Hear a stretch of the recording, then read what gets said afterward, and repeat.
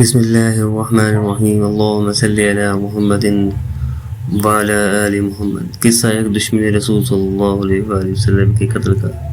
برآ بن عازب سے روایت ہے کہ رسول اللہ صلی اللہ علیہ وآلہ وسلم نے ابو رافع کے پاس کئی انصاری کو بھیجا اور عبداللہ بن عتیق کو سردار مقرر کیا۔ ابو رافع دشمن رسول تھا اور مخالفین رسول کی مدد کرتا تھا۔ اس کا قلعہ حجاز میں تھا اور وہ اس قلعہ میں رہا کرتا تھا۔ جب یہ لوگ اس قلعہ کے قریب پہنچے تو سورج ڈوب گیا تھا اور لوگ اپنے جانوروں کو شام ہونے کی وجہ سے واپس لا رہے تھے۔ عبداللہ بن عتیق نے کہا تم یہیں ٹھہرو، میں جاتا ہوں اور دربان سے کوئی بہانہ کر کے اندر جانے کی کوشش کروں گا۔ ابن عتیق کہنے لگے کہ میں گیا اور دربان کو ملنے کی تدبیر کر رہا تھا کہ اتنے میں قلعہ والوں کا ایک گدھا گم ہو گیا اور وہ اسے روشنی لے کر تلاش کر رہے تھے۔ میں ڈر گیا کہیں مجھ کو پہچان نہ لیں، لہٰذا میں نے اپنا سر چھپا لیا اور اس طرح بیٹھ گیا جس طرح کوئی رفع حاجت کے لیے بیٹھتا ہے۔ اتنے میں دربان نے آواز دی کہ دروازہ بند کرنا ہے، جو اندر آنا چاہے آ جائے۔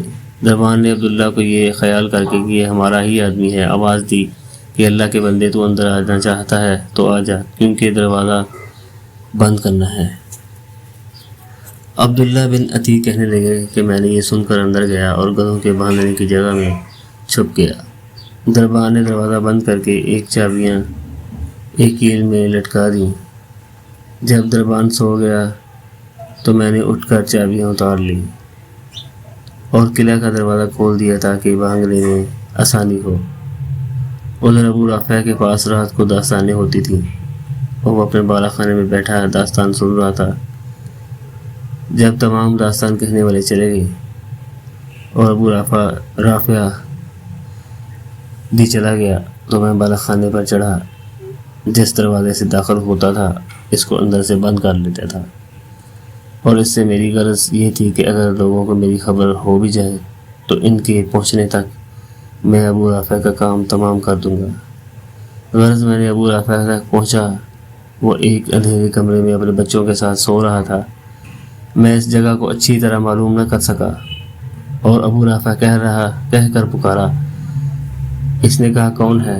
میں نے آواز پر ہاتھ بڑھا کر تلوار ماری۔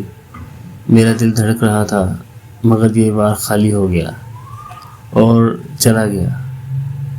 میں کوٹلی سے باہر آ گیا اور پھر فوراً ہی اندر جا کر پوچھا اے ابو رافع تم کیوں چلائے؟ اس نے مجھے اپنا آدمی سمجھ کر کہا تیری ماں تجھے روئے، ابھی مجھ پر کسی نے تلوار سے وار کیا۔ یہ سنتے ہی میں نے ایک ضرب لگائی اور زخم اگرچہ گہرا لگا مگر مرا نہیں۔ اس کی بیوی بھاگی اور وہ چیخا، پھر آواز بدل کر مددگار کی حیثیت سے قریب گیا تو وہ چیخ پڑا تھا۔ میں نے تلوار پیٹ پر رکھ کر زور سے دبا دی۔ ایک ہڈیاں ٹوٹنے کی آواز میں نے سنی۔ تلوار چیرتی ہوئی پیٹ تک پہنچ گئی۔ اب مجھے یقین ہوا کہ وہ ہلاک ہو گیا ہے۔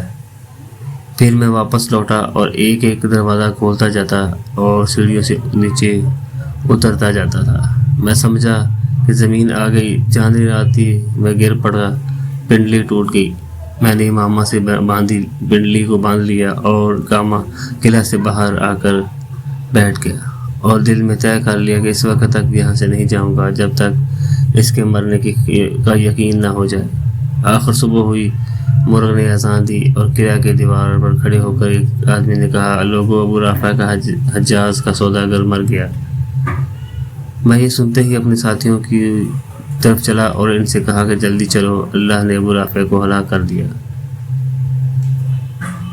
اس کے بعد ہم نے رسول اللہ صلی اللہ علیہ وآلہ وسلم کو آ کر خوشخبری سنائی۔ آپ نے میرے پیر کو دیکھا اور فرمایا اپنا پیر پھیلاؤ۔ میں نے پیر پھیلایا۔ آپ صلی اللہ علیہ وآلہ وسلم نے اپنے دستے مبارک سے اپنا لب مبارک پھیر دیا اور ایسا معلوم ہوا کہ اس پیر کو کچھ ہوا ہی نہیں۔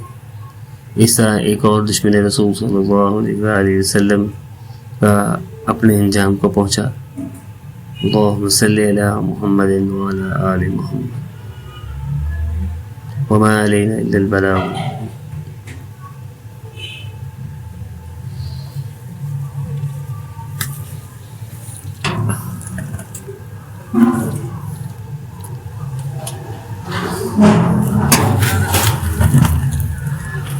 ਵੇਖ ਕੇ ਲਈ ਕਿਹੜਾ ਪੰਡਤ